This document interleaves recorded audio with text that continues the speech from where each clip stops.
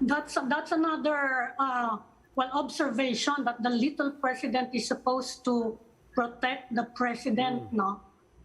Not the other way around. So ano yung basa mo dito sa sitwasyon na to?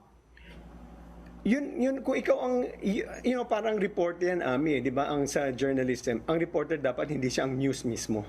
Ang bida yung news, or parang in the government, ang bida natin, yung pangulo, siya ang bida. You don't give problems to the president such that you become the news yourself. And if you become the news yourself, then that means you're adding gulo to the but whole to that point, dahil nabanggit nyo, parang, I mean, just speaking candidly here, could you talk about that? Yung tungkol din sa bida na yan.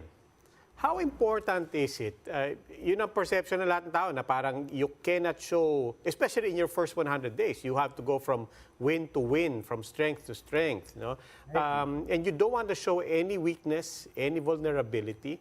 How real is that, especially for a new administration? How important is that, given that the very fact that we're talking about his executive secretary right now, I think for a lot of people already counts as, nako, may nangyayari yata. It's not necessarily something that you would want. But how sensitive is a government, is an administration, is a president really to any perception of weakness or vulnerability? It's the same way. It's the whole theory of making sure the president looks good and doesn't become vulnerable is the principle of the buck stops with the president. Pag palpak ang gobyerno, it's alluded to the president. Pag magaling ang gobyerno, it's credited to the president. So everyone must act in accordance to how we make the president, because the buck stops with him.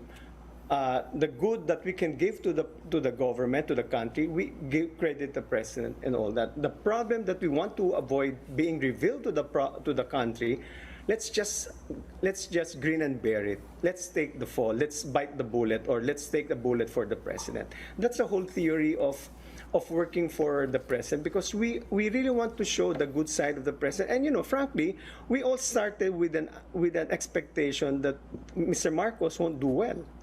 Diba? So there was this, and therefore the bar of making sure that he's doing good is a lot higher than the previous ones.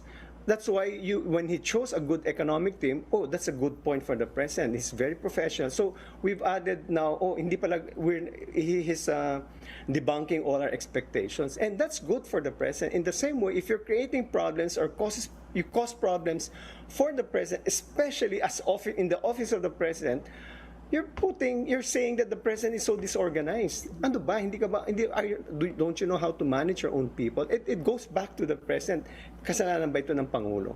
So that's why it has to be important. It is important for any government functionary to make sure that the president, since responsibility lies with him in the end, make him look, credit all the good that can be given to the president, and we take the bullet for the president. Yes,